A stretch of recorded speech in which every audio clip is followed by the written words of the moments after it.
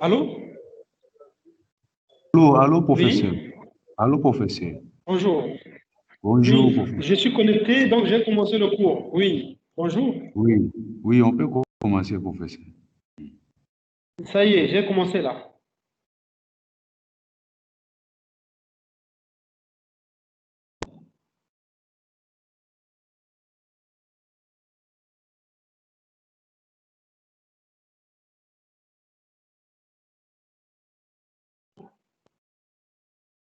Donc,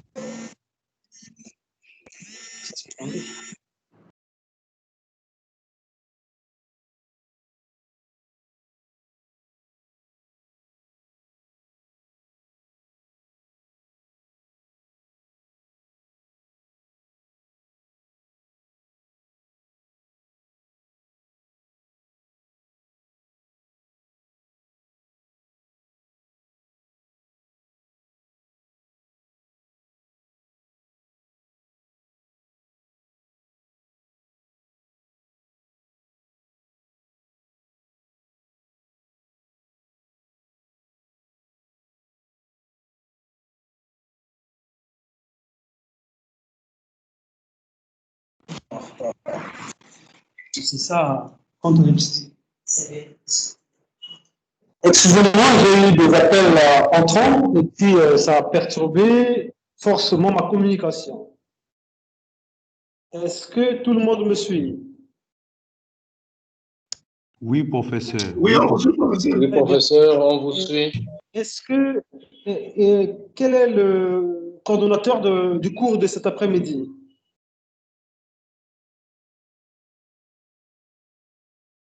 Est-ce que c'est M. Josier ou bien c'est le docteur Nadège?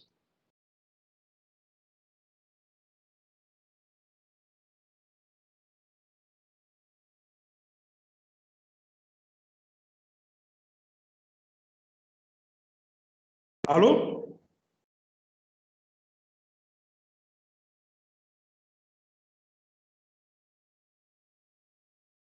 Je pense qu'il y a un problème de connexion.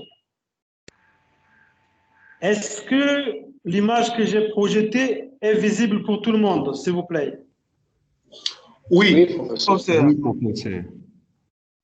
Merci. Donc, le cours d'aujourd'hui va se poursuivre sur les travaux empiriques que j'ai réalisés ici afin que vous puissiez développer le rapport au terrain. L'étude que je projette n'est qu'une suite du protocole que je vous ai partagé qui traite de l'étude 4- en ce qui concerne les facteurs associés aux grossesses extra-utérines à l'hôpital de Talangaï de Brazzaville. Donc, ici, nous allons étudier un nouveau type d'études en épidémiologie parce que hier, nous avons fait un tour d'horizon des études transversales. Donc, nous avons traité d'une étude transversale descriptive et nous avons aussi traité très légèrement d'une étude transversale analytique, mais je ne suis pas allé dans les analyses analytiques pour faire la distinction des deux études que vous avez vues hier. Donc aujourd'hui, c'est la présentation d'une étude 4-, mais avant tout, je me permets de vous donner des grandes lignes des études 4-. Donc par définition, nous retenons qu'une étude 4- est une étude qui met en évidence la comparaison de deux populations, dont une qui traite des cas ou des maladies et l'autre des témoins, c'est-à-dire des personnes indemnes de la maladie, bien évidemment. Dans la plupart des cas, les études cas-témoins sont rétrospectives et L'idée, c'est de rechercher les facteurs de risque qui ont généré la maladie. Et au passage, on calcule le risque chez les malades et chez les non-malades, et donc chez les témoins ou les non-malades. Ici, nous avons eu comme objectif général, par rapport au titre, qui est d'analyser les facteurs associés à la survenue des GU chez les femmes reçues à l'hôpital de référence de Talangaï au cours de la période allant de 2018 à 2019. Alors, je vous donne un aperçu de l'objectif général pour que on retient que l'élaboration d'un objectif général doit utiliser un verbe actif, une population, le lieu et le temps. En gros, l'objectif général doit clarifier le travail qui sera fait en tenant bien évidemment compte du titre de l'étude. Et les objectifs spécifiques qui ne sont que les composantes de l'objectif général permettent de montrer comment aussi l'étude sera réalisée sur le terrain. C'est ainsi que, dans le cadre du travail que je coordonne ici à Brazzaville, nous avons décrit les caractéristiques socio-démographiques, les antécédents gynécologiques, obstétricaux et chirurgicaux des patients présentant la GU. Donc, c'est ça qui devait être ici le premier objectif. Ici, l'ordre n'est pas respecté. Hein? Donc, le 2, c'est normalement l'objectif 1. Ensuite, deuxième objectif, c'est de déterminer la fréquence des GU chez les femmes reçues à l'hôpital de référence de Talangaï. Et enfin, la partie analytique de l'étude vient s'inscrire dans le troisième objectif spécifique parce qu'il permet d'identifier les facteurs de risque associés à la survenue de la GU. Donc, quand on fait une étude épidémiologique, il faut avoir une précision d'objectif claire, simple, avec des verbes qui ne sont pas ambigus. C'était ça que nous avons signalé dans le protocole. Ensuite, après ces objectifs, nous sommes bornés à chercher la population de notre étude. Donc, en ce qui nous concerne, c'est définir la population et calculer le nombre de sujets nécessaires.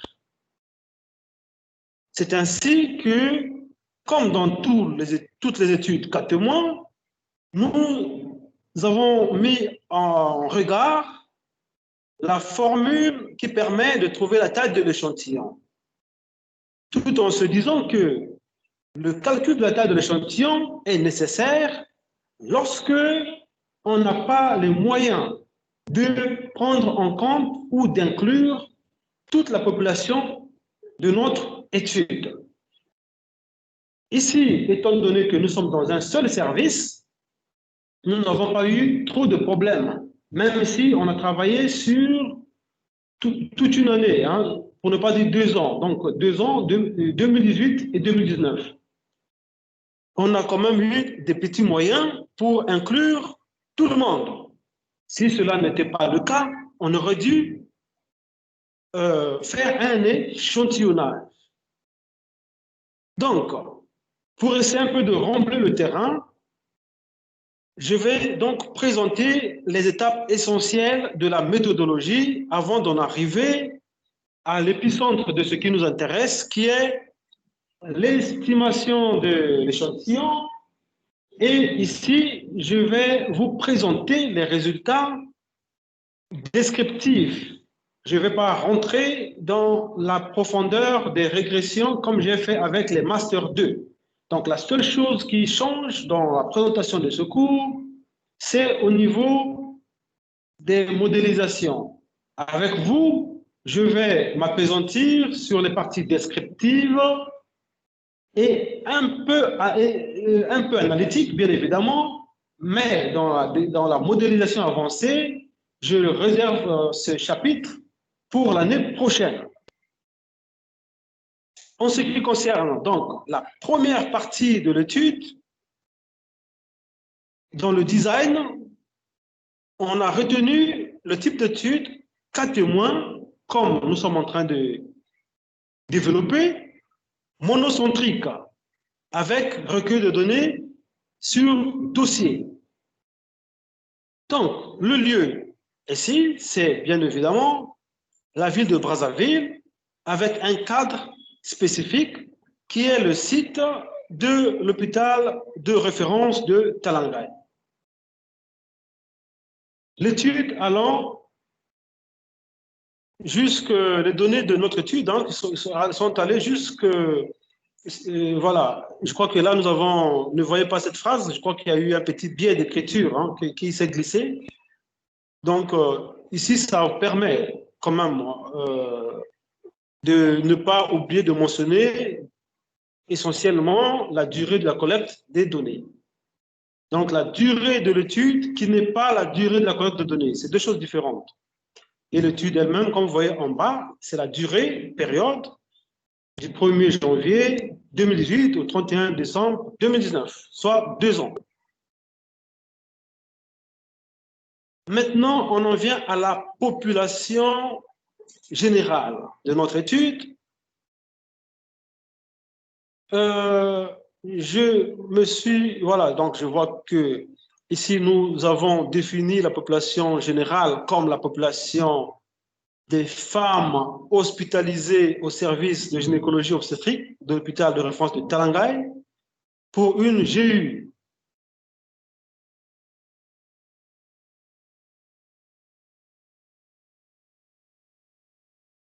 Est-ce que je parle dans le vide ou bien vous me suivez, s'il vous plaît?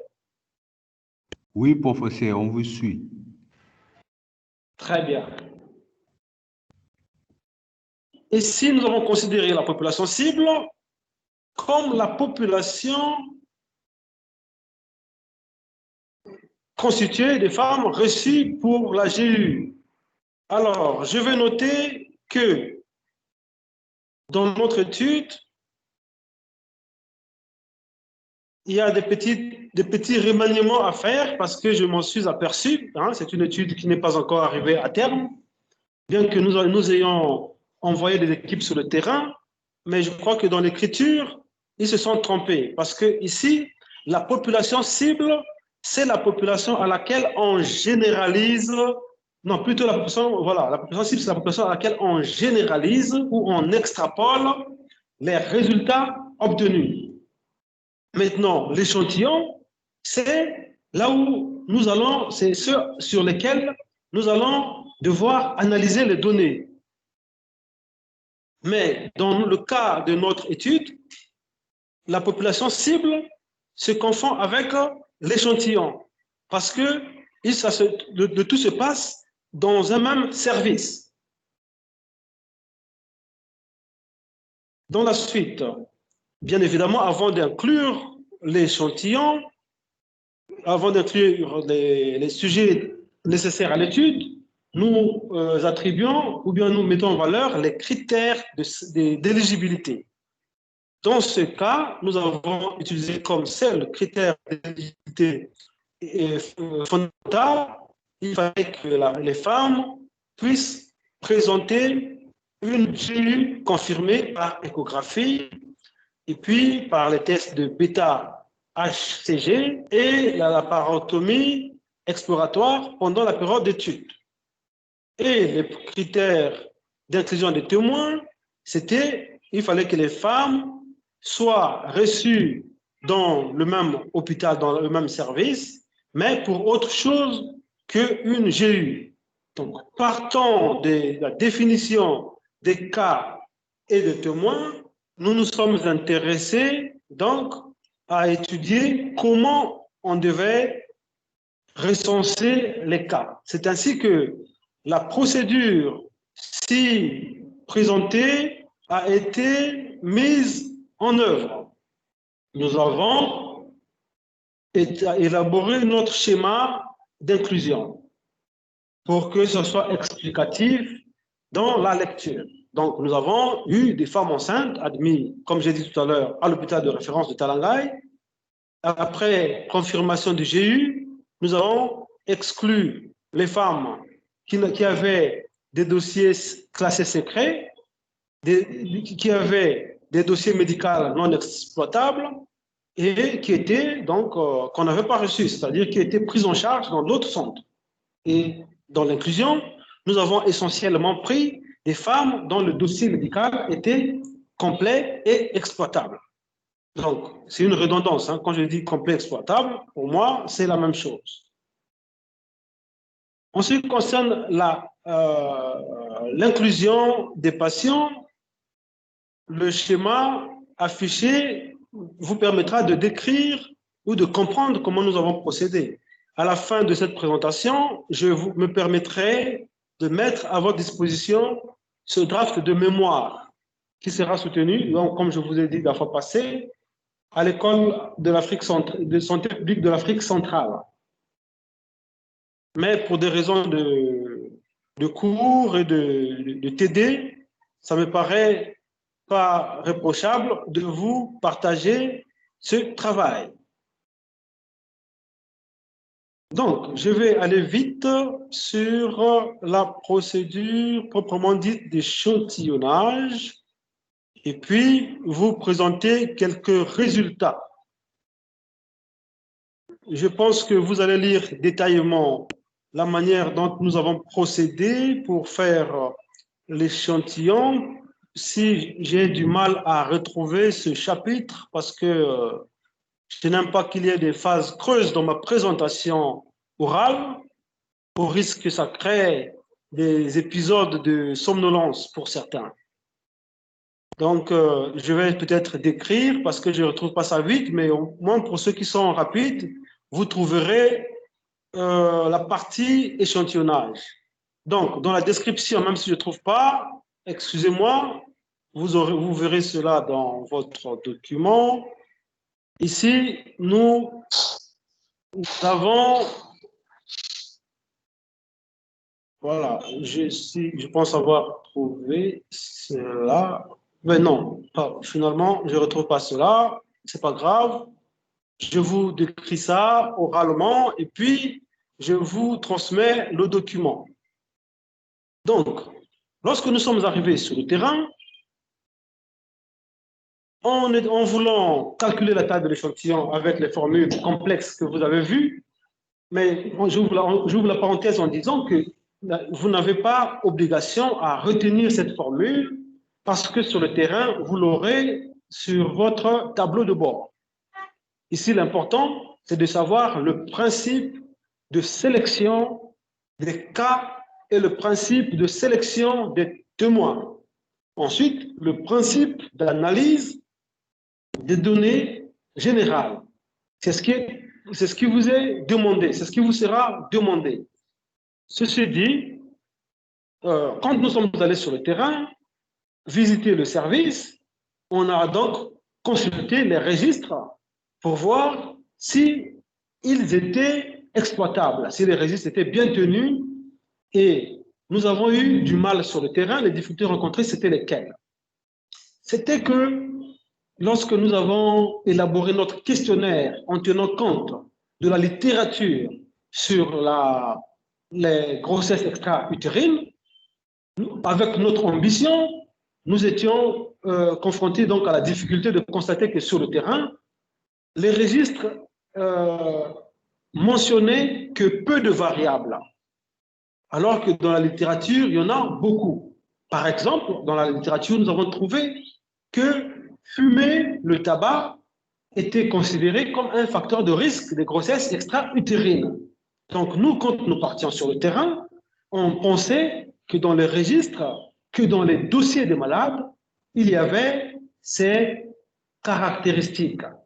Mais arrivé sur le terrain, on a vu que notre questionnaire avait des variables en nombre plus important que les variables considérées dans les dossiers des malades.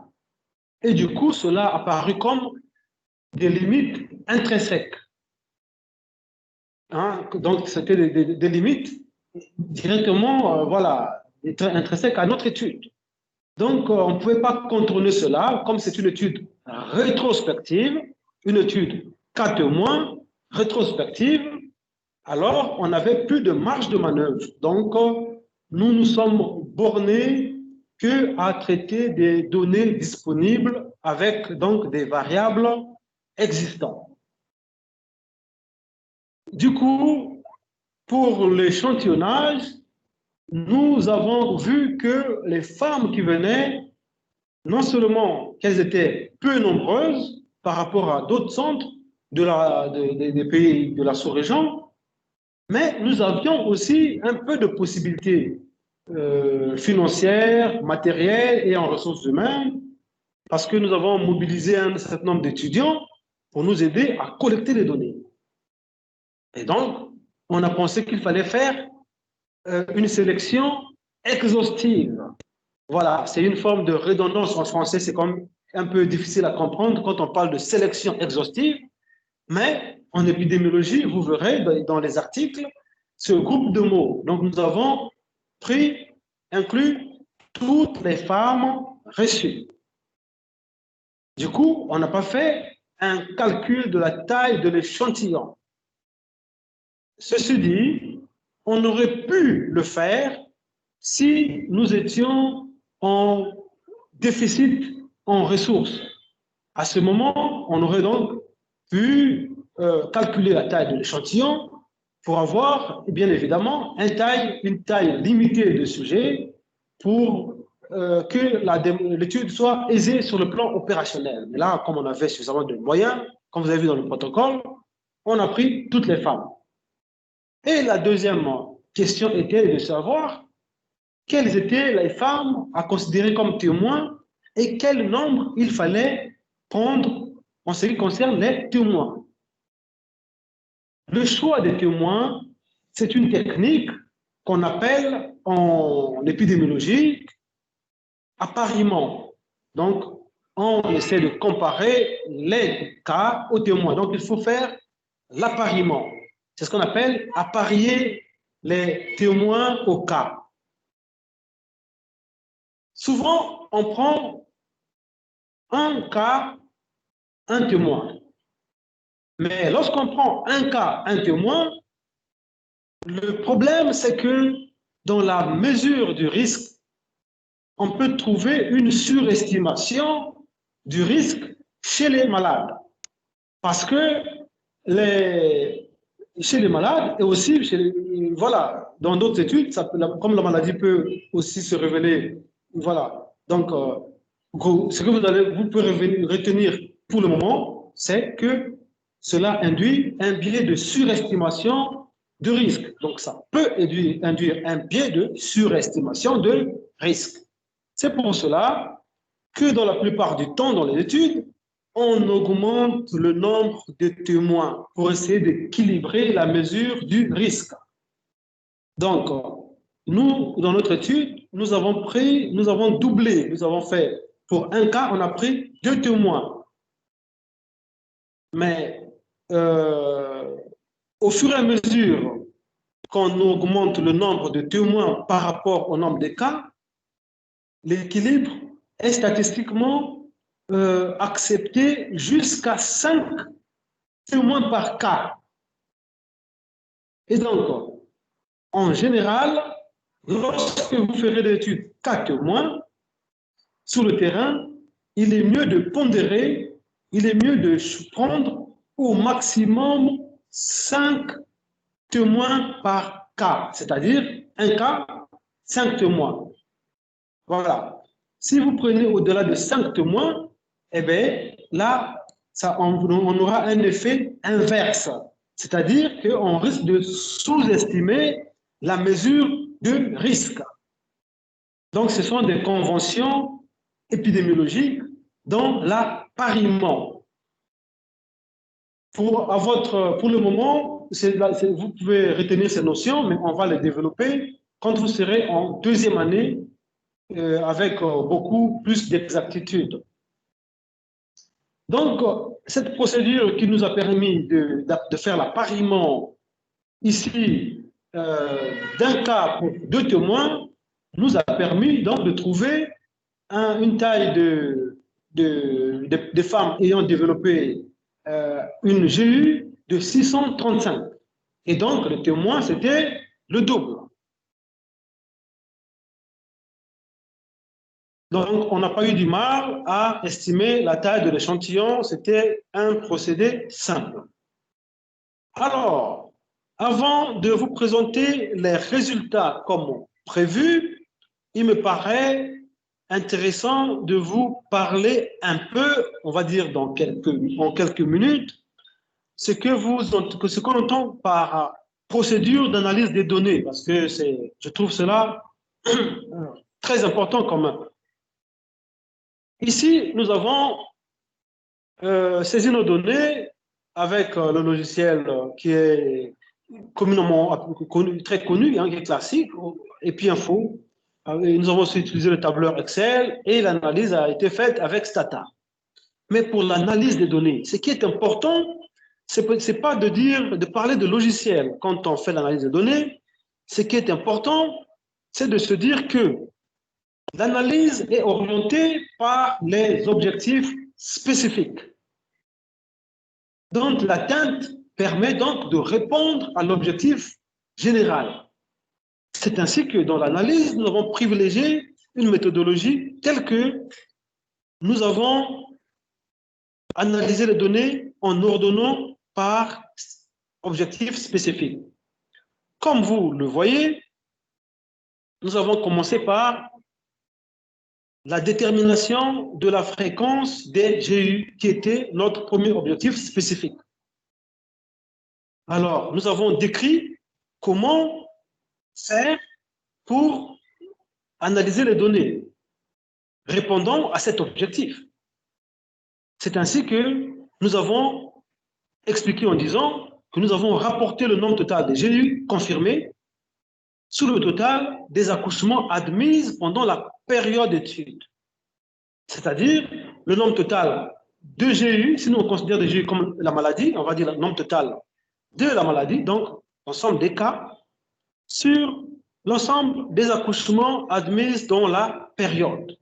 C'est une forme c'est ça la fréquence. Dans les études transversales, on appellerait ça par prévalence. Voilà. Donc ici, nous avons montré comment on a déterminé la prévalence et la fréquence. Et nous avons aussi fait le même calcul pour chaque année, c'est-à-dire autant pour 2018 et 2019. Ensuite, nous avons fait la comparaison de ces fréquences en utilisant la comparaison, en utilisant des tests de comparaison de proportion. Donc, ce sont des tests de Ki2 qu'on utilise ici avec des effectifs élevés comme le nôtre. Donc, pour chaque objectif, nous détaillons comment nous avons fait pour trouver la mesure. Pour l'objectif qui consistait à décrire les caractéristiques socio-démographiques, les antécédents gynécologiques, obstétricaux et chirurgicaux des patientes, ici, nous avons fait une simple description, c'est-à-dire présenter un tableau avec des proportions en ce qui concerne l'âge, la situation matrimoniale, le niveau d'instruction, la profession, le lieu de résidence, et nous avons mis en regard de chaque variable les effectifs et les proportions. Donc, cette description nous a permis de faire des analyses de chaque variable. qu'on appelle analyse univariée et des analyses bivariées parce que nous avons fait des croisements. Ensuite, pour le dernier objectif spécifique, qui consiste donc à identifier les facteurs de risque associés à la survenue de la GU, ici, nous avons dit qu'il fallait faire une méthode qu'on appelle des régressions. Parce que pour identifier les facteurs, pour utiliser les déterminants, on utilise des tests appelés des régressions logistiques. Ici, je vous les décris oralement, mais dans la pratique ou dans l'analyse de ces aspects, nous développerons cela quand vous serez en deuxième année. Après ceci, je vais vous présenter donc les représentations graphiques, traitant des résultats obtenus et peut-être d'un ou de deux tableaux. Je vous ai dit hier que les graphiques, il faut les titrer en dessous du graphe. Donc ici, à l'inverse des tableaux où le titre doit être en haut. Donc ici, on a fait un diagramme en bâton. Vous voyez, donc ici, on traite de la fréquence et l'évolution des grossesses extra-utérines. Excusez-moi pour la faute d'orthographe. Mon étudiante, je n'ai pas regardé, elle a omis de mettre S à utérine. Donc ici, nous avons l'évolution de la fréquence des GU. On voit qu'en 2019, la proportion des GU a augmenté comparativement à 2018. Mais ça, c'est une comparaison visuelle. Ici, après que nous ayons cette comparaison visuelle, statistiquement, il faut comparer. Parce que ce qui est visible n'est pas forcément statistiquement significatif. C'est-à-dire, est-ce que l'écart entre 0,90 et 1,14, est-ce que cette différence est significative statistiquement parlant? C'est ça la question qu'on peut se poser. Ensuite, nous avons fait ces tableaux décrivant les variables sociodémographiques, des cas et des témoins. Au moins là, à travers ce graphique qui se trouve devant nous, nous observons comment on organise les résultats d'une étude cas témoins dans un tableau. Donc, nous avons l'âge que nous avons fractionné en tranches. Nous avons le statut matrimonial que nous avons aussi nous avons eu des modalités de mariés et de non mariés. Nous avons le niveau scolaire, ainsi de suite. Ce qui est intéressant ici, c'est de voir à droite. Donc, en tant qu'épidémiologiste, vous êtes censé interpréter les résultats qui sont sur le tableau. Donc, je vais essayer de vous les détailler pour que, pour la prochaine fois, que vous sauriez comment on interprète les résultats d'une telle étude. Ce qui compte, c'est de trouver les données, mais les interpréter, c'est mieux parce que cela donne un sens à la recherche. Pour interpréter les résultats, ici, la p-value est un indicateur très incontournable. Vous voyez que au niveau de la deuxième colonne, nous avons des cas. À la troisième colonne, nous avons les témoins. Et à la dernière colonne, on donne les valeurs de p-value. Donc ici, nous étions en train de... Nous voyons comment on peut expliquer le poids de chaque variable dans l'étude. C'est-à-dire que en étudiant les GU, est-ce que l'âge a un pouvoir contributif? Est-ce que le statut matrimonial a un pouvoir contributif? Est-ce que le niveau scolaire influence les grossesses extra-utérines.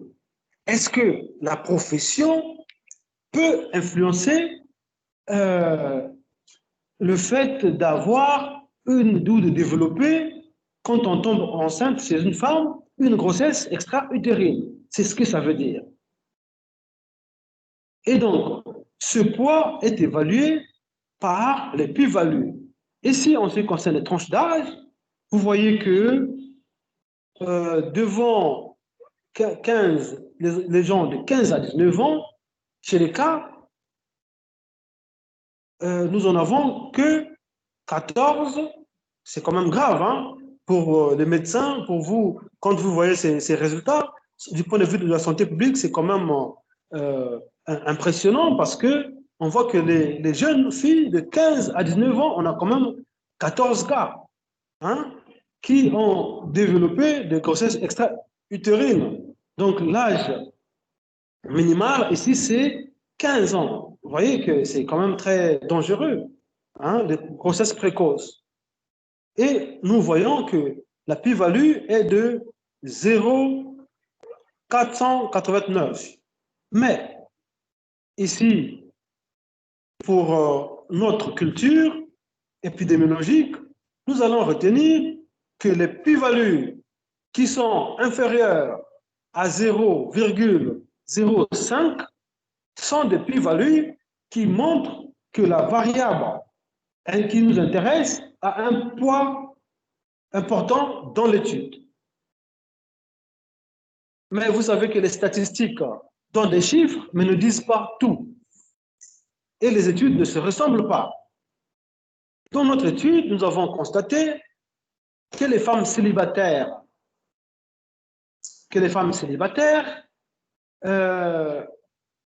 et les femmes mariées, dans la variable statut matrimonial, ici, avaient une plus-value de ce statut qui était très inférieure à 5%. Donc, ici, nous avons 0,000. On peut penser que le statut matrimonial est une variable qui a un poids dans la genèse des GU chez des femmes reçues à l'hôpital de Talangaï de notre étude. Donc, parmi les caractéristiques socio-démographiques, la seule variable qui a un poids significatif ici, c'est le statut marital, parce que c'est la seule variable dont la plus-value est inférieure à 5%. Ensuite, nous avons étudié les autres caractéristiques, donc les antécédents gynécologiques, voire la plus-value. Donc, ici, nous voyons que les infections génitales avaient une plus-value de 0 inférieure à 0,000, de même qu'avoir eu des kystes ou encore être soumis au DIU. Ça donne des plus-values très inférieures. Par rapport à la logique de notre raisonnement, on peut sélectionner, considérer ces variables à plus-value inférieure comme des variables qui ont un poids contributif aux grossesses extra-utérines significatives. C'est simplement ce que ça veut dire. Maintenant, pour en arriver à l'objectif spécifique 3, où il faut identifier les facteurs explicatifs des grossesses extra-utérines, on fait une régression logistique dont je fais l'économie des mots aujourd'hui. C'est ce que vous verrez l'année prochaine, mais pour cette régression, à titre d'information, nous incluons dans le modèle de régression logistique des variables à plus-value significative dans la régression logistique. Voilà. Donc, j'ai fait un speech sur l'étude que nous sommes en train de réaliser. Donc, les données sont déjà obtenues. C'est pour cela que je parlais parfois au passé, parce que l'étude de terrain a déjà pris fin et actuellement, nous sommes dans la phase de double rédaction de protocole, plutôt de mémoire et de l'article que nous allons soumettre à une revue. C'est pour dire aussi qu'en ce qui vous concerne, ayez l'ambition de faire de vous fixer un objectif double, de produire le mémoire ou votre rapport et de produire aussi un article pour que, à la fin de votre parcours, que vous ayez déjà à votre actif des publications faisant en sorte que vous soyez considérés par les évaluateurs comme des spécialistes dans les sujets que vous traitez.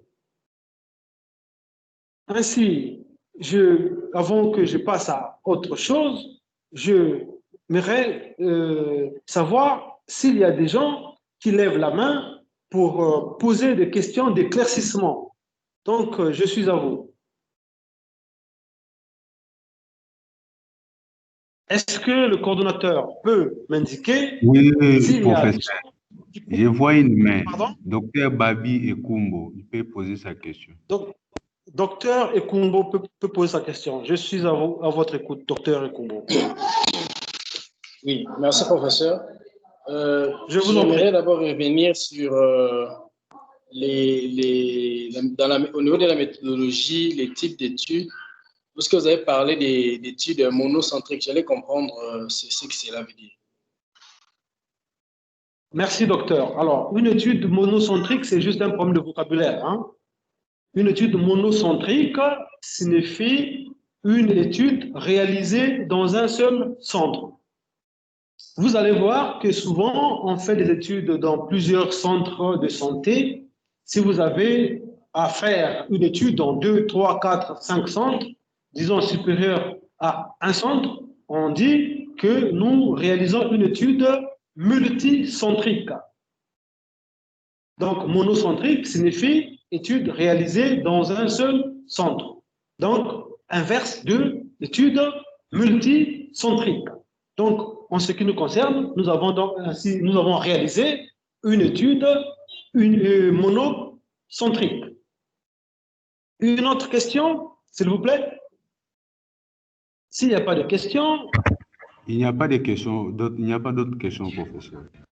Non, une question. Ah, une question tardive.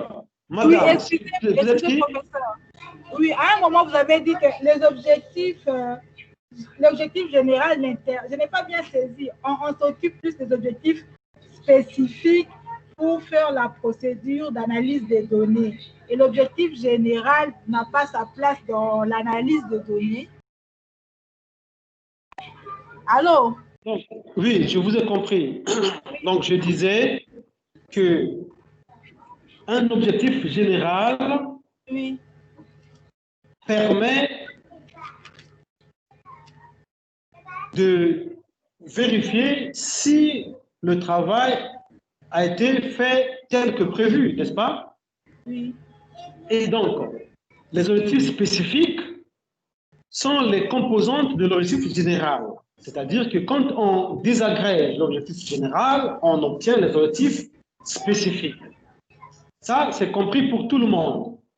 Et nous avons donc martelé en disant que dans les objectifs spécifiques, on utilise des verbes qui sont simples, clairs et non ambigus. Et en plus, dans les objectifs spécifiques, c'est mieux d'utiliser comme premier objectif le verbe d'écrire. Donc ici, vous avez vu que nous avons commis l'erreur de ne pas ordonner les objectifs comme il le fallait. Mais quoi qu'il en soit, pour en arriver à le rapport avec l'analyse de données, je disais que les objectifs spécifiques orientent le plan d'analyse des données. Voilà. Donc, ce sont les objectifs spécifiques qui orientent le plan d'analyse. Parce que si on obtient ou on arrive à atteindre chaque objectif spécifique, in fine, nous aurons répondu à l'objectif général, donc aux besoins d'information de notre recherche. C'est ainsi que dans notre travail, vous avez bien vu qu'on a commencé à expliquer comment nous avons procédé pour réaliser les analyses selon chaque objectif. Merci, merci, professeur. Est-ce que vous avez compris? Oui, merci, professeur. Je vous en prie. Docteur Babi, vous avez encore une autre question? J'ai vu Oui, que oui. la main. J'avais pas fini. Ok. Allez-y alors. Oui, professeur. C'est à propos de l'échantillonnage. Oui. J'ai assisté durant la défense de nos prédécesseurs une étude sur les mollusques des bilharzioses. On a prélevé les mollusques dans différents sites, mais le chercheur, disons, avait retenu seulement dans son échantillon 10% de tout le mollusque qu'elle avait prélevé au niveau des eaux, des marécages et le Congo central. La question qui lui a été posée pendant les jurys, de comprendre que 10% par rapport à ce qu'elle cherchait, c'était les 90% qui restaient pouvaient contenir aussi les cercaires des schistosomiases. Mais pourquoi est-ce qu'elle a choisi seulement 10% dans son échantillon? J'aimerais un peu qu'on puisse, si vous pouvez commenter, bien nous éclairer là-dessus.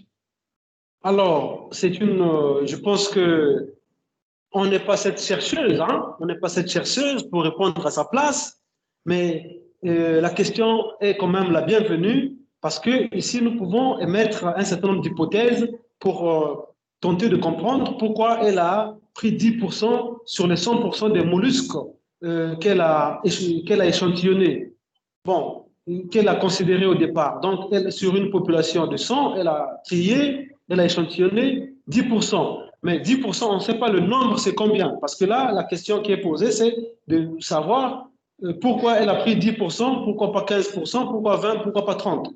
On ne sait pas non plus combien de mollusques il y en avait au total. Est-ce que 10%, ce n'était pas aussi beaucoup?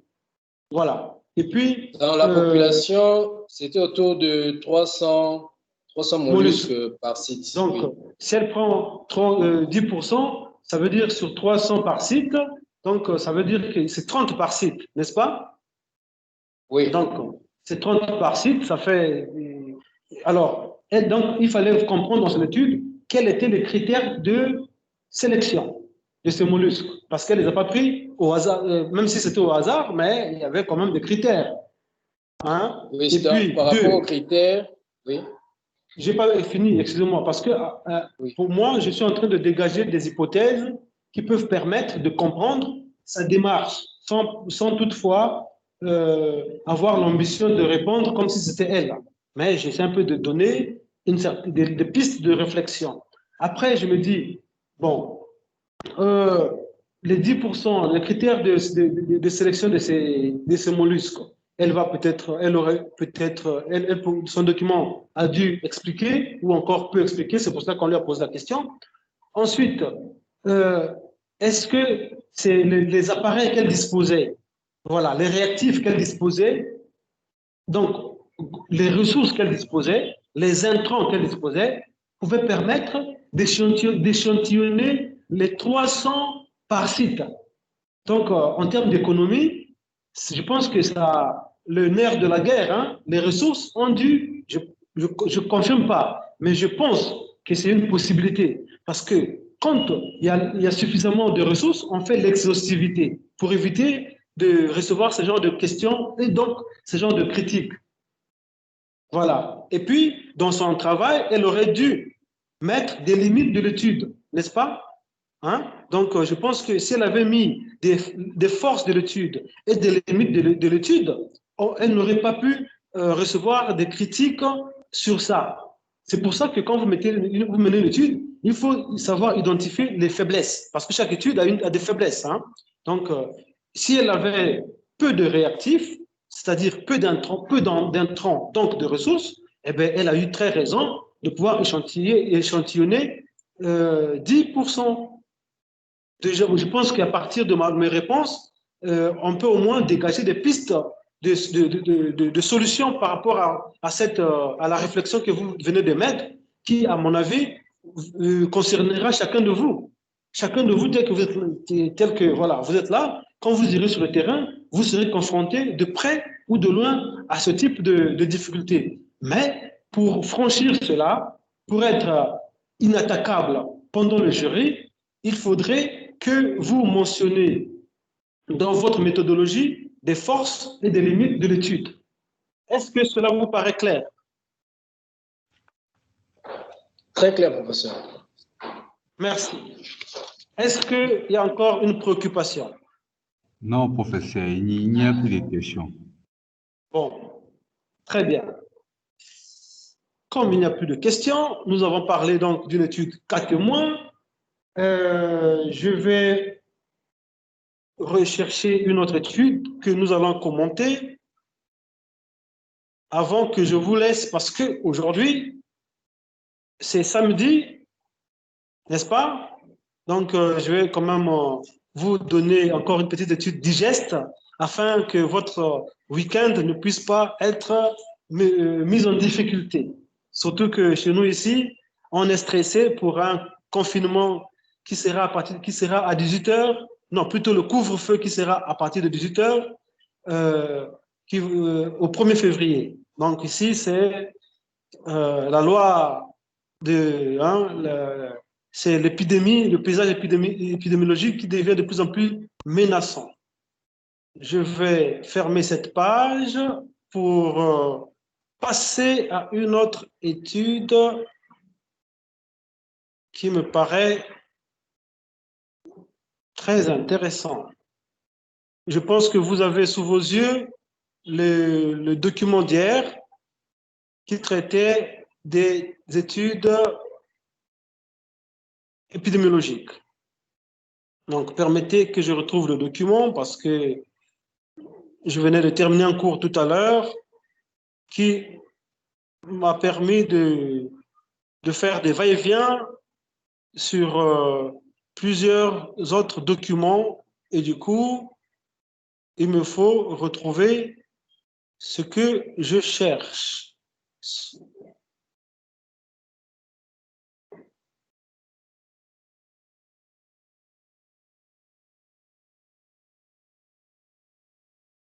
Voilà. Je ne sais pas si vous voyez le fichier qui est affiché. Je pense que vous avez déjà le document, hein? Échantillonnage, nombre de sujets nécessaires, mesures de risque en épidémiologie. Oui, professeur, on voit les documents. Très bien. Donc, comme vous avez le document, moi je projette. Nous allons prendre une étude transversale analytique.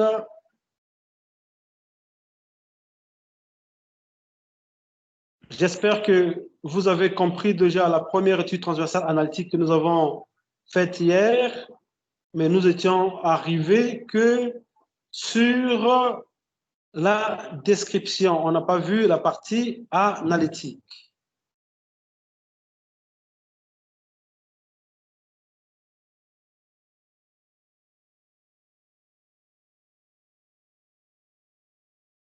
Voilà, vous avez là un tableau d'une étude, des résultats d'une étude transversale analytique.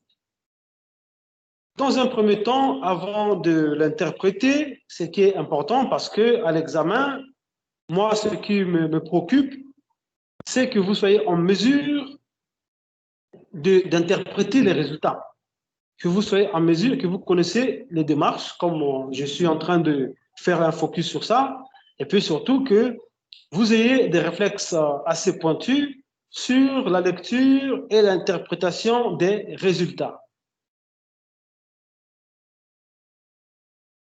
C'est ce qui me paraît fondamental. Donc, cette étude, je ne l'ai pas personnellement réalisée, mais elle a fait partie des revues bibliographiques m'ayant servi de mettre sur pied une étude que nous avons décrite hier sur les services de planification familiale dans les centres de santé intégrés du Congo-Brazzaville. Donc, traitons de la satisfaction, qui est un indicateur de prestation de services en termes de qualité. Ici, nous avons donc réalisé une étude transversale sur un échantillon de 492 personnes utilisatrices des services de planification familiale. Donc, ici, nous avons pris tout le monde, on n'a pas calculé la taille. Dans mon étude, on a pris tout le monde, c'est ce que je voulais plutôt dire. Mais dans cette étude réalisée en Éthiopie, qui est différente de la mienne, c'est ce qui est important, que vous voyez aussi qu'on peut réaliser des études avec les mêmes types d'études, mais avec des méthodes d'échantillonnage différentes. Ici, ils ont fait un échantillonnage aléatoire systématique. Voilà. Pour moi, j'avais fait un sondage exhaustif, mais pour eux, ils ont fait un échantillonnage aléatoire systématique. Donc, j'insiste ici qu'on peut avoir 1000 enquêtes ou 1000 études qui utilisent des types d'études transversales, mais avoir des modèles de sélection différents. Ici, ils ont utilisé l'échantillonnage aléatoire systématique. Qu'est-ce que ça veut dire? Ici, on ne prend pas tout le monde, à la différence de notre étude où nous avons fait un échantillonnage exhaustif. Je répète que dire en français échantillonnage exhaustif, ça peut paraître confus pour les littéraires, parce que pour eux, comme en bon français, échantillonnage, ça veut dire vous sélectionnez. Mais comment on sélectionne tout le monde? Ça veut dire qu'il n'y a plus de sélection. Mais vous verrez que dans la littérature biostatistique et épidémiologique, il y a cette expression d'échantillonnage exhaustif. Parce qu'on peut sélectionner aussi tout le monde. C'est une logique comme ça. On va dire, on va sélectionner tout le monde. On évite les inégalités. C'est-à-dire, prendre tout le monde, c'est qu'on a donné à tout le monde la chance d'être sélectionné. Maintenant, je note que quand on parle d'échantillonnage aléatoire systématique, j'ai constaté dans ma petite expérience que beaucoup de gens confondent l'échantillonnage aléatoire systématique à l'échantillonnage exhaustif. Pour eux, le mot systématique, qui veut dire, un peu comme exhaustif, veut dire tout le monde. Mais en épidémiologie, c'est différent. Aléatoire systématique, c'est une méthode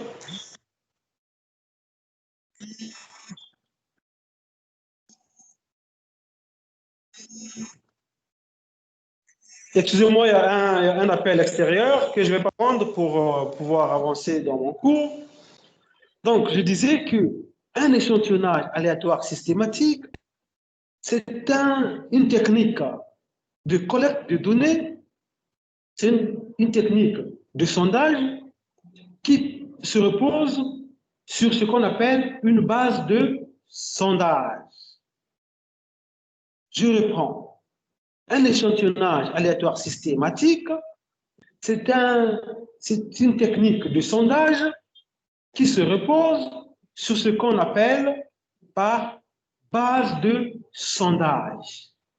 Dans l'introduction de notre cours, j'avais parlé que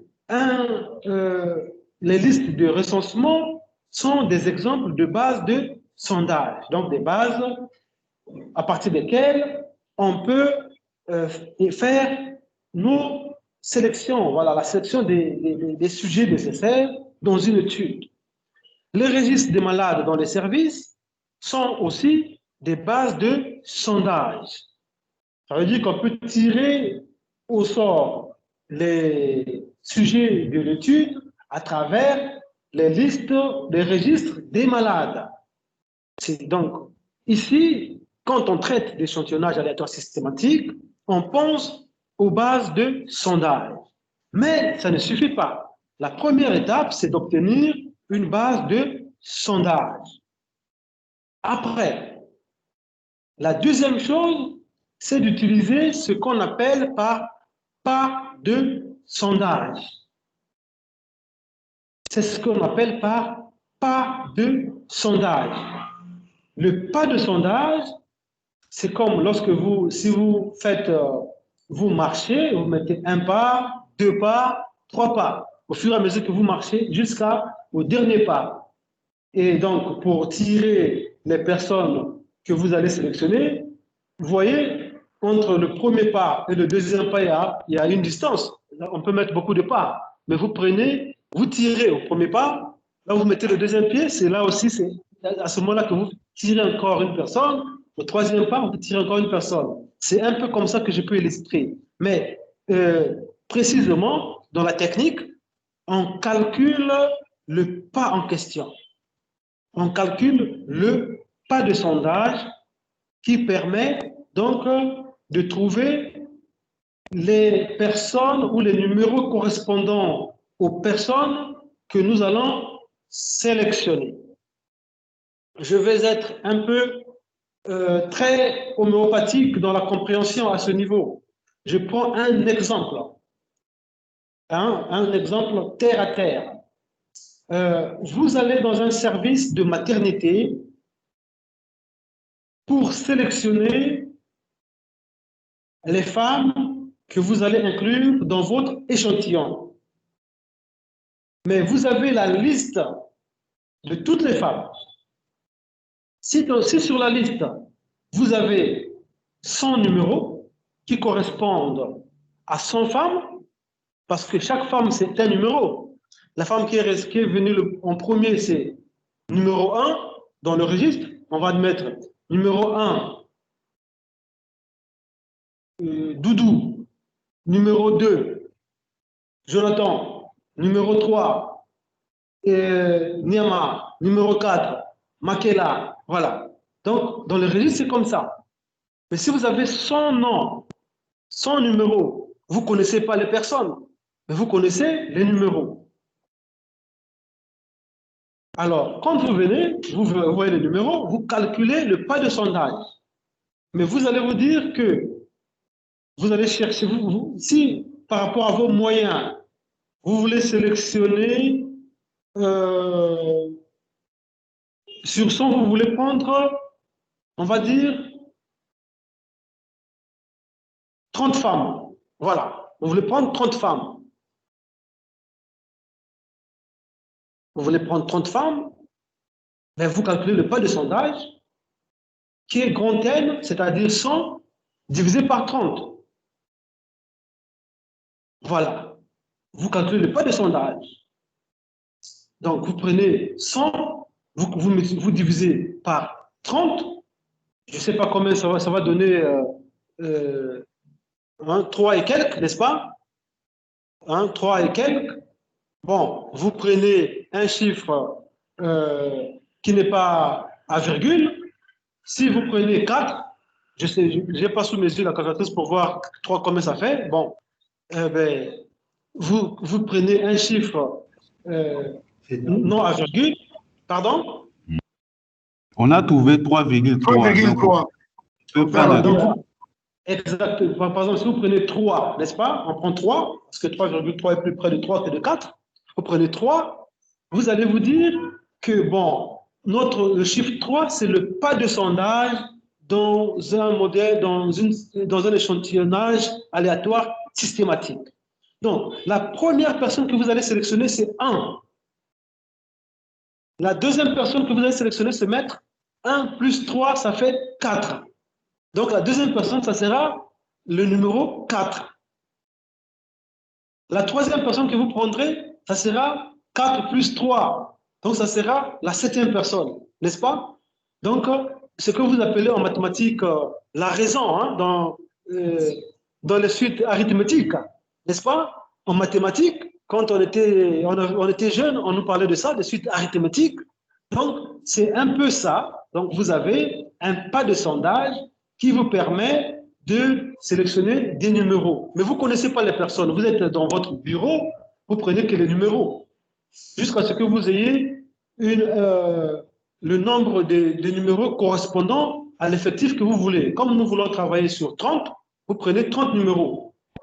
Une fois que vous avez ce numéro, ben, vous allez dans les registres, vous allez voir à quoi correspondent ces numéros.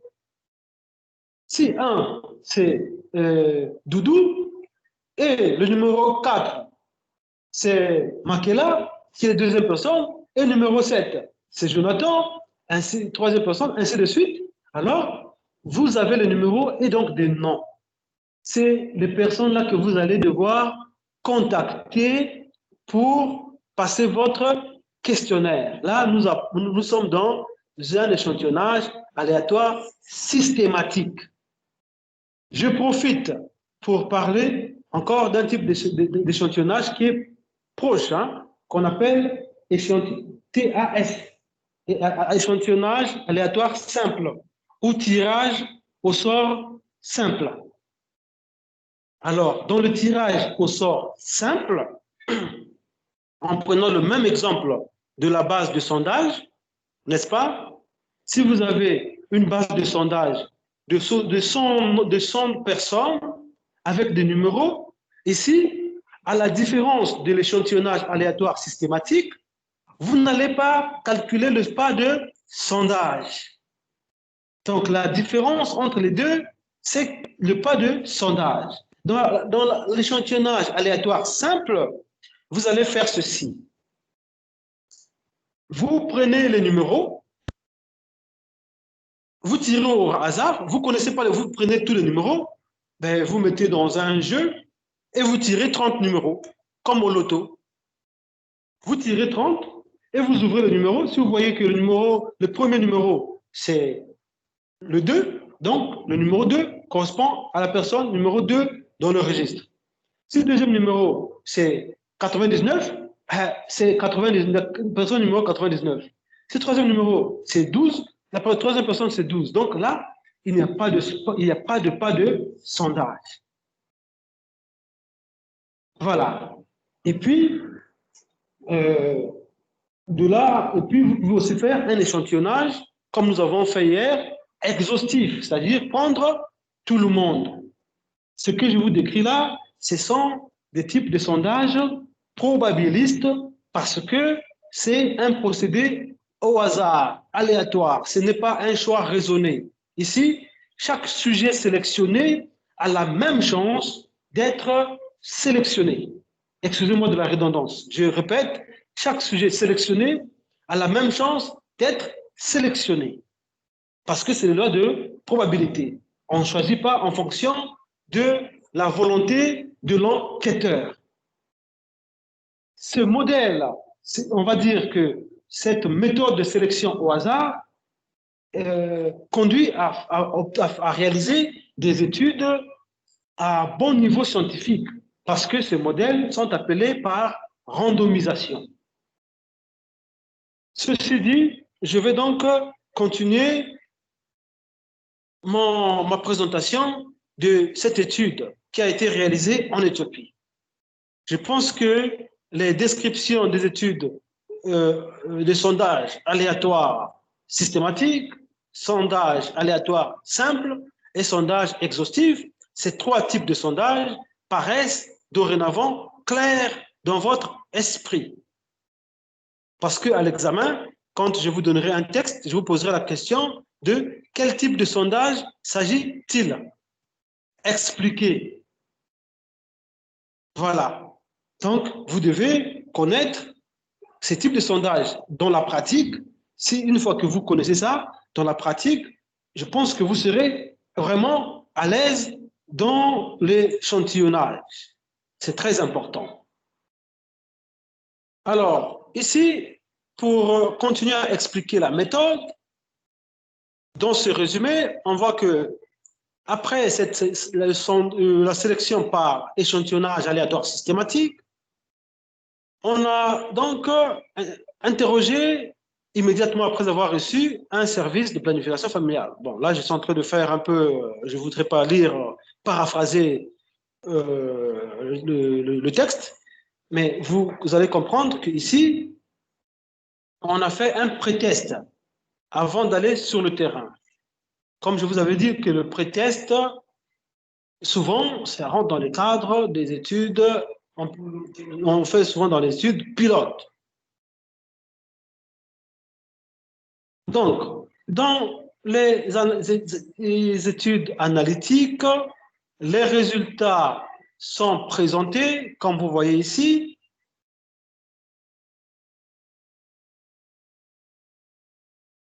Là, c'était la conversion, hein, la traduction en anglais. On écrit AOR. Normalement, en français, on met OR avec un petit A pour dire qu'il s'agit de odds ratio ajusté. Donc, vous voyez, à 95%, avec les intervalles de confiance, je vais expliquer. Vous allez vous poser la question, mais dis donc, pourquoi dans une étude transversale, on parle de odds ratio, alors que odds ratio sont utilisés que dans les études 4 témoins? Ça sera une question légitime. Mais comme dans les études, dans les études transversales, sont des études instantanées, comme on avait dit la fois passée, où nous avons des malades et des non-malades et toutes les autres caractéristiques.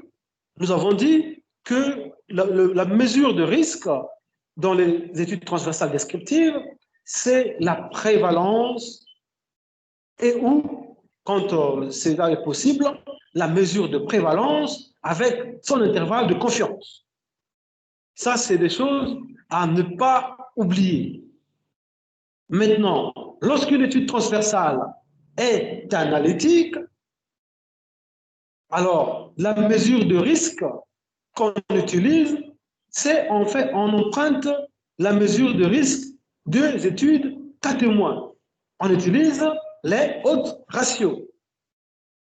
Que cela ne crée pas l'ambiguïté dans nos esprits, je répète, dans les études transversales analytiques, la mesure de risque, dans les estimations des associations, disons mieux des mesures d'association, on utilise donc les autres ratios. On emprunte l'expression des études cas témoins.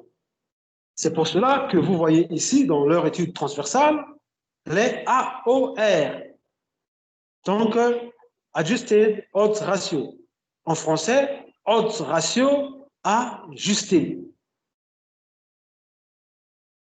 Très bien. Donc, l'interprétation. Même si, ici, vous ne faites pas les modélisations avancées, mais on a fait avec vous des mesures de risque. Donc, quand on parle de odds ratio, c'est une mesure de risque. Il faut savoir l'interpréter et savoir communiquer sur le sens de ce chiffre et de cette interprétation. Nous avons dit, en rappel de cours, que tout odds ratio supérieur à 1 conduit à dire que la variable considérée peut être qualifiée de risque. Et quand un odds ratio est inférieur à 1, la variable considérée est considérée comme protectrice. Voilà, donc l'odds ratio est évalué en tenant compte d'une valeur de référence qui est 1, selon que l'odds ratio est supérieur à 1 ou inférieur à 1. Ça, c'est la première étape. Maintenant, dans la suite, comment on développe cette interprétation? On tient compte de la p-value et de l'intervalle de confiance. Ça, c'est ce qui n'apparaît pas sur ce texte, mais on va voir ça dans ce tableau. Voilà. Et on arrive, voilà, on est ici. Voilà, on a les autres ratios que vous voyez avec des intervalles de confiance. Maintenant, malheureusement, dans cet article, ils n'ont pas mis une colonne avec des valeurs de P. Donc, la critique méthodologique qu'on peut apporter à l'article de l'étude réalisée en Éthiopie, c'est qu'ils n'avaient pas inscrit dans le tableau des valeurs de P pour que nous les lisions nous-mêmes. Là, ils ont lu à notre place.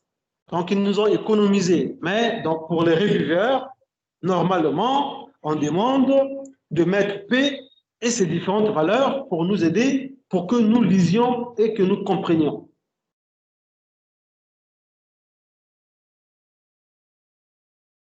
Et ici, je suis tenté de vous expliquer un peu, même si j'avais souhaité expliquer ça en deuxième année. Donc, j'ai dit que lorsque l'autre ratio est supérieur à 1, on considère la variable étudiée comme un facteur de risque. Et lorsque l'autre ratio est inférieur à 1, ça veut dire que la variable étudiée est considérée comme protectrice de l'événement étudié. Ici, par exemple, pour la satisfaction, nous voyons que le niveau de connaissance a un autre ratio ajusté faible de 0,2. Voilà, je vois là, ajusté, c'est 0,37. Donc, c'est très faible. Et du coup, ça ne nous paraît pas utile, mais dans l'interprétation, on doit s'intéresser aux autres ratios et le V.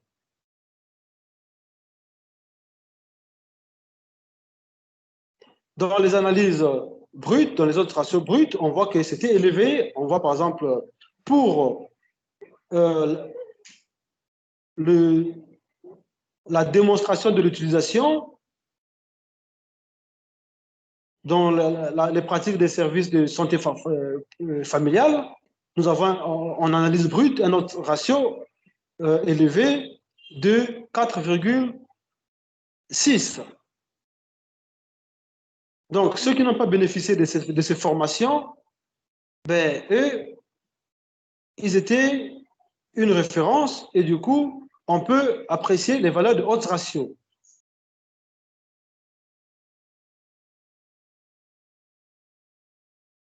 Grosso modo, comme je disais tout à l'heure, que je ne vais pas me faire un focus sur les modélisations avancées avec vous, comme j'ai fait avec le Master 2, mais par curiosité, vous voyez ce logiciel qu'on appelle Biostat TGV.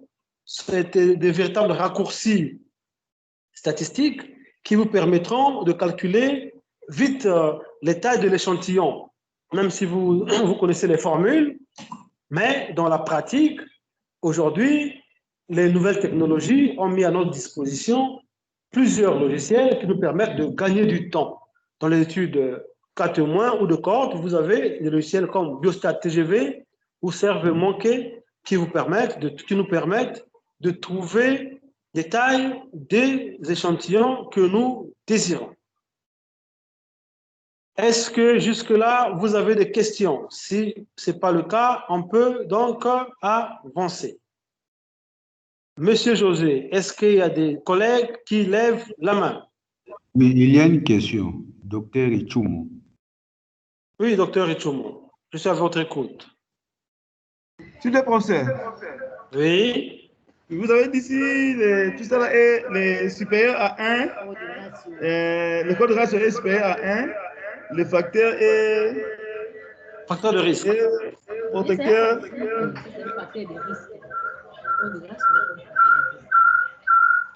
Alors, votre réseau... est supérieur à 1, le protecteur de l'événement étudié. Et si c'est égal à 1? Alors, si c'est égal à 1, ça veut dire qu'il n'y a pas d'association. Il n'y a pas de risque, n'est-ce pas? Donc, ni protecteur, ni facteur de risque. Si c'est égal à 1, vous allez, voilà, si c'est égal à 1, comme nous avons décrit dans les diapositives, dans le cours, ça veut dire qu'il n'y a pas d'association. Nous interprétons, les interprétations sont pertinentes en santé publique, surtout lorsque c'est supérieur. À ce moment, on considère la variable comme une variable à prendre en compte dans les mesures de prévention et d'action de santé publique de manière globale. Donc, en santé publique, dans l'épidémiologie plutôt, on cherche à révéler les problèmes pour mettre en place des mesures correctrices, telles que la définition de l'épidémiologie nous l'a montré. Parce que nous avons vu dans cette définition qu'il y avait la notion de la répartition des problèmes de santé ou des maladies, il y avait la notion de population, il y avait la notion des interventions efficaces,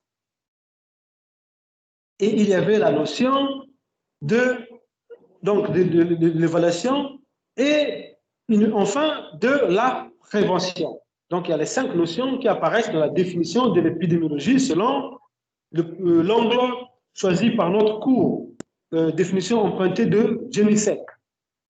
Donc par rapport à ça, vous êtes outillé pour savoir si un facteur est un facteur de risque ou bien non.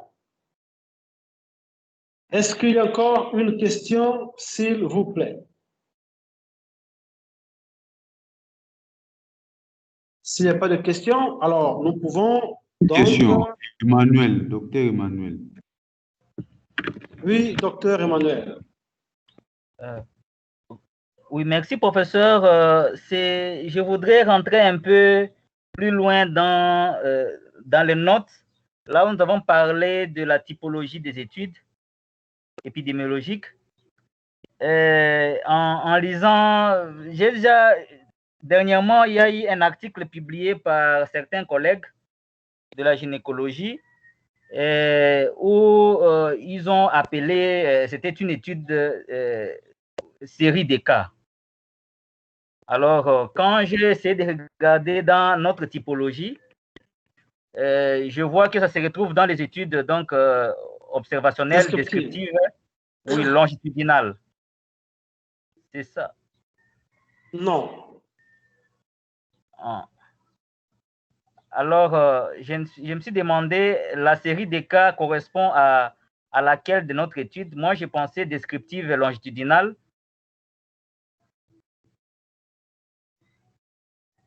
Alors, vous parlez d'un article de gynécologue qui fait état d'une étude sur les séries de cas.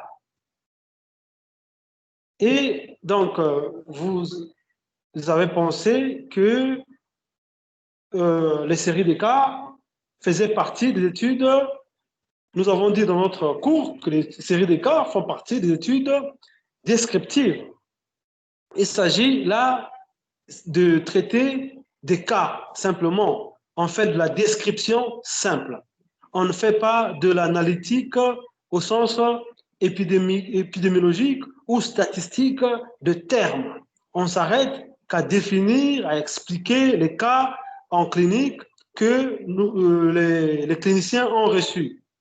N'est-ce pas? Donc là, ils font un focus sur les détails des cas. Ils ne font pas de modélisation épidémiologique ou de modélisation statistique. Donc, ici, il n'y a pas de modélisation. On s'arrête que sur les descriptions. Là, je suis en train de chercher la diapo qui essaie d'expliquer, tel que présenté dans notre cours, les séries de cas. J'espère que je vais en arriver parce que c'est quand même une centaine de diapos. Je pense que c'est pas la diapo 32. Pardon? 32? Non. Non, ce n'est pas la diapo 32. Bon, mais ce n'est pas grave. Hein. Au moins, vous comprenez ce que dit le détail de ma réponse. Dans les séries de cas, on ne fait que le descriptif des cas que nous recevons dans le but d'améliorer la prise en charge.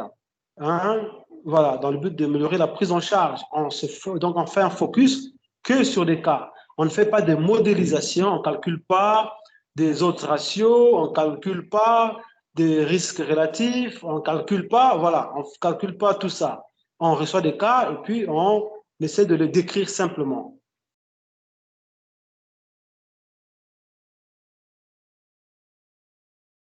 Et puis, je peux vous dire que la plupart il y a beaucoup d'études de nature série des cas dans les études réalisées par des cliniciens. Parce que ça se fait généralement, ça se fait exclusivement, pour ne pas dire généralement, que dans des services cliniques. On ne fait pas ça en population générale, hein, les études des séries des cas. Bon, je vais retrouver ça parce que là, je suis allé peut-être vite, je n'ai pas retrouvé cette diapo, mais vous lirez et puis vous allez confronter ça avec votre étude. Maintenant, comme je n'ai pas l'article sous mes yeux, pour voir un peu les contours de l'article, si vous avez des questions un peu sous-jacentes par rapport à cet article, ça m'intéresserait que vous me l'envoyiez pour que nous puissions voir ensemble. Voilà, cher docteur, est-ce que ça vous paraît un peu clair? Parce que je n'ai pas l'article sous mes yeux, mais au moins, je pense que vous avez compris ce que signifient les séries des cas. Oui, professeur. Je pense que juste qu'on va terminer, je vais entrer dans mon WhatsApp pour vous envoyer l'article. Vraiment, ça a été intitulé série des cas. Alors, je voulais voir dans notre modèle de la page 32, ça correspondait à quoi? Alors, moi, je voulais le faire correspondre.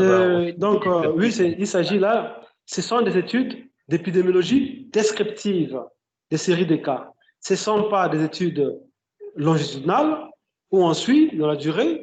Ce ne sont pas des études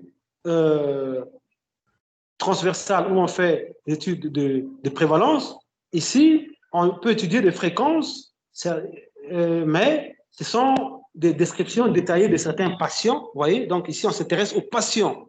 On décrit les cas, leur pathologie, on compare, mais en tout cas, c'est une description très détaillée dans les caractéristiques recherchées par les chercheurs. Donc, on rentre dans on cherche à décrire les caractéristiques qui peuvent être cliniques, qui peuvent être paracliniques. Voilà. Donc, ici, on essaie un peu de faire des descriptions des cas et souvent, les nombres ne sont pas obligatoirement des nombres exigés pour faire des tests statistiques, pour faire des tests de grands nombres. Voilà. Ici, parce que pour faire des tests de grands nombres, la condition, c'est d'avoir un effectif supérieur ou égal à 30, et puis la multiplication du nombre de personnes et de la prévalence, il ne faut pas que ça doit être supérieur ou égal à 5. Mais dans les séries de cas, ils ne sont pas obligés d'avoir des effectifs élevés. On prend des cas, on peut prendre 5 cas, 10 cas, 15 cas, et on les décrit. Voilà, donc c'est ça la différence essentielle. Maintenant, je serai content de lire cet article et de peut-être prochainement, dans l'introduction du cours, prendre au moins 1 ou 2 minutes pour vous expliquer les séries de cas appliquées à cet article, pour voir comment est-ce qu'ils ont fait. Est-ce qu'il y a encore une main levée pour répondre à une question? Il n'y a plus de main levée. Très bien. Merci, professeur. Même si je voulais aussi demander si d'autres font dans toujours la typologie, ils mettent aussi rapport des cas. Je me suis demandé, est-ce que ça correspond à un modèle ou bien c'est autre chose aussi?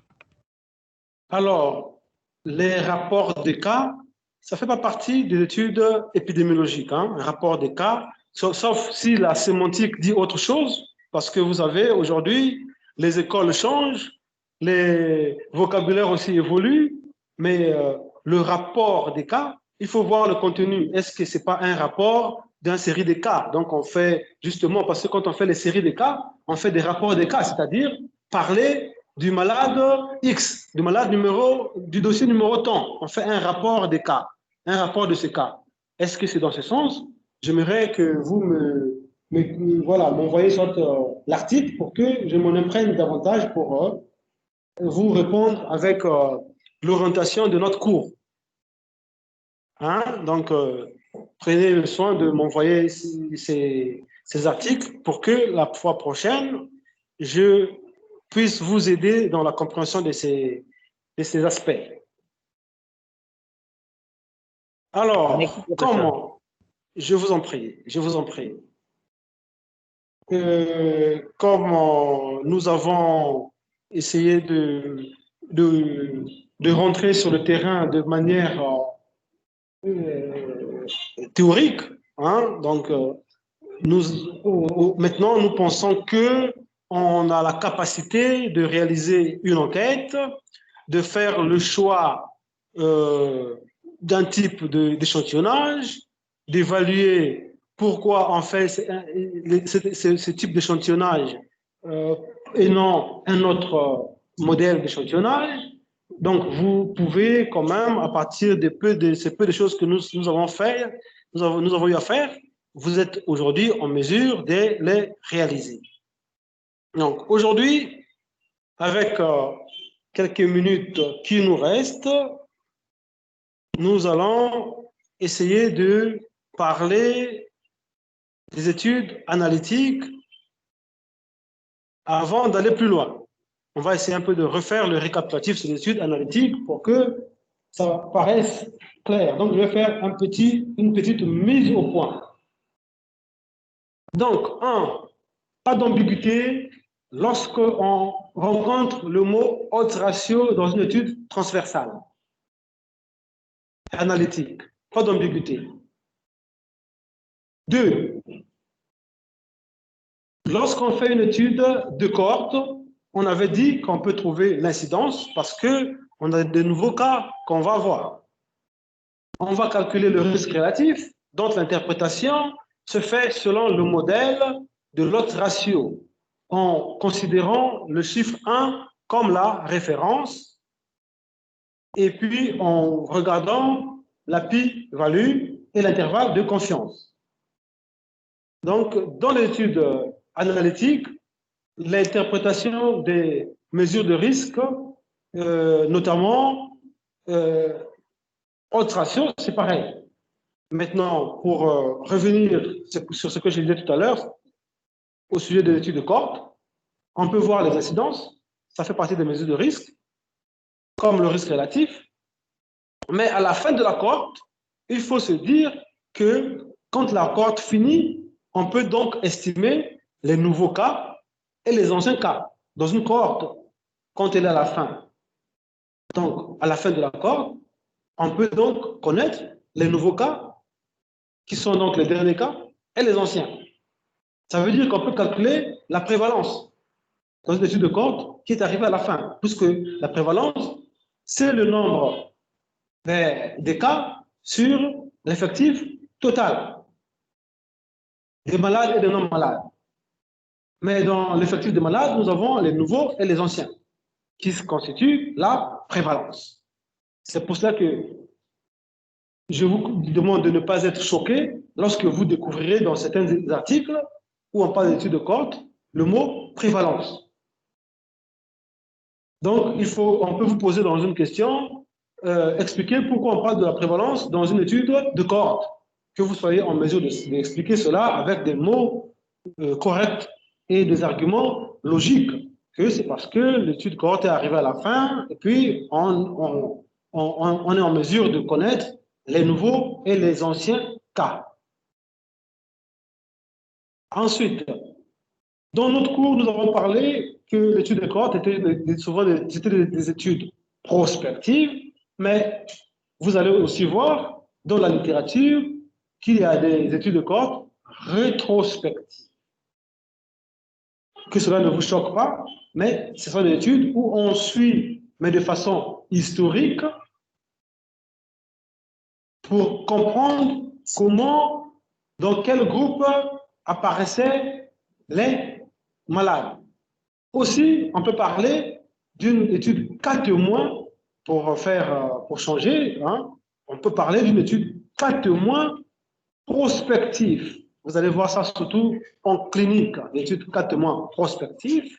Vous allez voir ça dans les articles, surtout anglo-saxons. Et ça existe dans la littérature, bien que ce soit des cas particuliers, parce que dans toute science, il y a des cas généraux et des cas particuliers. Voilà ce que je tenais à vous dire pour notre mise au point de ce cours. Il faudrait que vous ayez l'habitude de lire des articles scientifiques en épidémiologie pour pouvoir asseoir votre compréhension.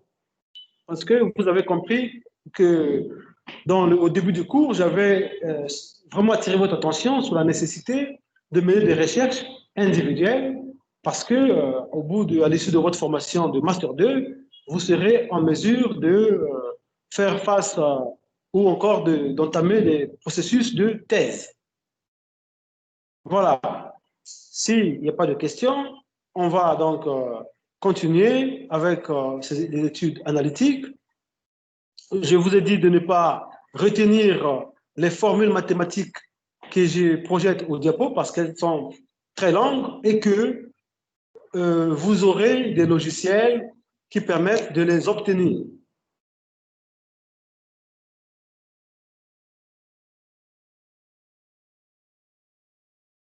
Ici, nous avons une étude de 4 mois qu'on va essayer de réexpliquer pour que vous compreniez au moins la petite démarche voilà, en termes de raisonnement sur comment on en arrive là. Donc ici, nous avons des gens qui consomment la viande de mouton. Donc ici, il était question d'étudier chez les cas et les témoins comment la consommation de viande de mouton chez les femmes enceintes pouvait provoquer la toxoplasmose. Donc, nous avons ici une étude 4 mois.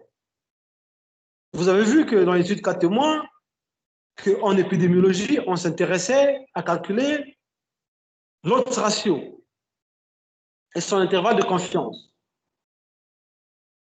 Mais en statistique ou en biostatistique, on n'est pas obligé de s'arrêter là. On peut aussi calculer ce que vous entendez par Ki2, même en épidémiologie aussi. On trouve Ki2 que vous voyez dans le tableau, au tableau, et l'intervalle de confiance de notre odds ratio qui est là. Et nous avons, oui, ça veut dire des exposés, c'est-à-dire ceux qui consommaient la viande de mouton, et non ceux qui ne consommaient pas la viande de mouton. Et dans la formule de l'odds ratio, la formule est simple, vous remplissez le tableau de contingence en mettant A égale 55, B, donc c'est 28, C, ici, c'est 25 et D, 52, comme l'indique le tableau. Et puis, on fait simplement le rapport, on obtient ici 4,5. Si l'autre ratio est égal à 4,5, donc supérieur au chiffre de référence qui est 1, on va conclure que consommer la viande de mouton lorsqu'on est enceinte augmente le risque de toxoplasmose à 4,1. Voilà. Donc là, vous raisonnez en épidémiologiste et donc vous allez, dans une population, mener des campagnes d'éducation, de promotion de la santé pour la prévention de la toxoplasmose. Vous allez éduquer les femmes que même si vous avez faim, méfiez-vous aux viandes de mouton parce que le risque est très élevé. C'est ce que ça veut dire. Donc, le chiffre ne suffit pas, il faut l'interpréter et il faut voir, au-delà de l'interprétation, quelles sont les mesures de santé publique qu'on peut mettre en œuvre et comment on peut les mettre en œuvre. Donc, c'est très important de faire ces calculs. Donc, sur ce, je pense que pour aujourd'hui, je vais mettre un terme à ça afin que vous ayez le temps de digérer le peu de choses que nous avons faites aujourd'hui. Et la semaine prochaine, on va enchaîner avec d'autres TD. S'il n'y a pas de questions, je pense qu'on peut clore le cours d'aujourd'hui. Est-ce que M. José voit des personnes qui lèvent les mains pour poser des questions?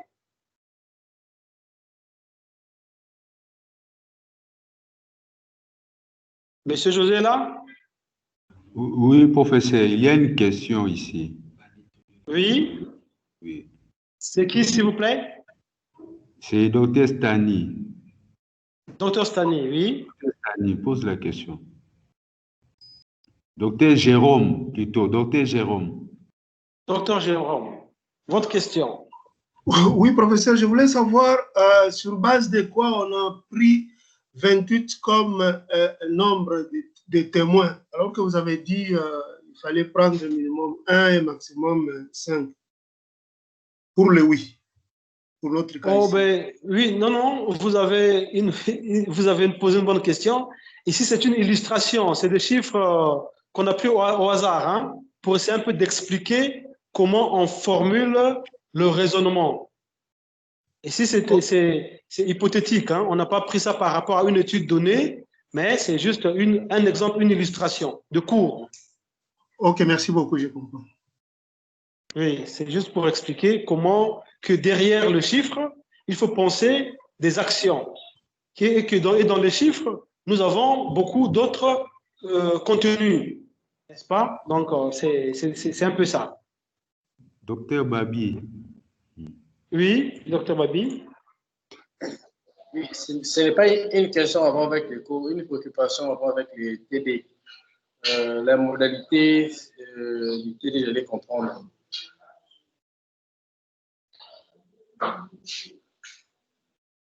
Ah, les modalités de TD. Oui. Bon, ça sera des exercices en épidémiologie que je vais... donc, chacun va réfléchir et puis on va discuter ensemble. Je vais envoyer des dossiers que vous allez lire et puis essayer d'interpréter pour connaître, voilà, pour essayer de mettre en évidence le cours que nous avons fait jusque-là. Et puis, quand on va se retrouver prochainement, hein, au moment de la correction, on va échanger pour essayer un peu de rendre plus tangible le sens des résultats, le comportement des prévalences, par exemple, le sens de l'association, l'interprétation. Donc, on va faire un cours vraiment circulaire sur les notions d'épidémiologie et d'échantillonnage. Parce que ça me paraît fondamental pour ceux qui, dans un avenir proche, descendront sur le terrain pour collecter les données. Hein? Et puis, notre ami qui a posé la question sur les mollusques comprendra aussi comment on va prendre 10% de mollusques ou pas. Parce que vouloir n'est toujours pas pouvoir. Il faut aussi voir les ressources dont vous disposez. N'est-ce pas? Voilà. Donc, s'il n'y a pas de questions, Monsieur José, on pourra donc clore le cours d'aujourd'hui. Merci. Merci, professeur. Je vous en prie. Donc, je vous souhaite une bonne fin de journée et au revoir. Merci. Au revoir, professeur.